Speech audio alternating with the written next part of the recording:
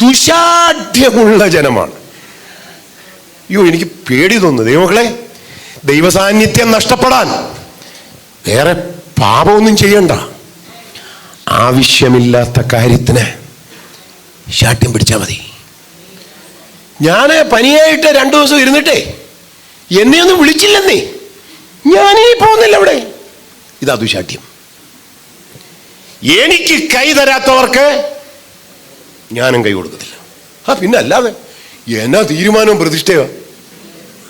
എന്നെ നോക്കി ചിരിക്കാത്തവരെ ഞാനും നോക്കി ചിരിക്കത്തില്ല. പുള്ളിയുടെ എന്ന് പറഞ്ഞാൽ പുള്ളിയുടെ ചിരി ഇന്റർനാഷണൽ ചിരിയാ. അതുകൊണ്ട് എല്ലാവരെയും ഒന്നും നോക്കി ചിരിക്കുകയില്ല. നിങ്ങൾക്ക് മനസ്സിലാക്കാണ് ഞാൻ പറഞ്ഞു വരുന്നത്. എൻ്റെ വീട്ടിൽ പ്രാർത്ഥന വെച്ചിട്ട് ഭക്ഷണം കഴിക്കാതെയാ പോയത്. അതുകൊണ്ട് ഞാനും ഒരു തീരുമാനമെടുത്തു, അവരുടെ വീട്ടിൽ പ്രാർത്ഥനയ്ക്ക് ഞാൻ പോകും, പക്ഷേ പപ്സ് തിന്നാൻ നിൽക്കത്തില്ല. ഇതിൻ്റെയൊക്കെ പേരാണ് ദൈവസാന്നിധ്യം നഷ്ടപ്പെടാൻ വേറെ ഒന്നും ചെയ്യണ്ട. അപ്പൊ വിടാം നമുക്ക് അഭാവം. അപ്പോൾ ഈ ജനം ദുശാഠ്യമുള്ള ജനമായതുകൊണ്ട് ഞാനിനി ഇവരുടെ കൂടെ നടക്കുകയില്ല. ഈ വാർത്തയും വാക്കും വേദനിപ്പിച്ചത് മോശെയാ.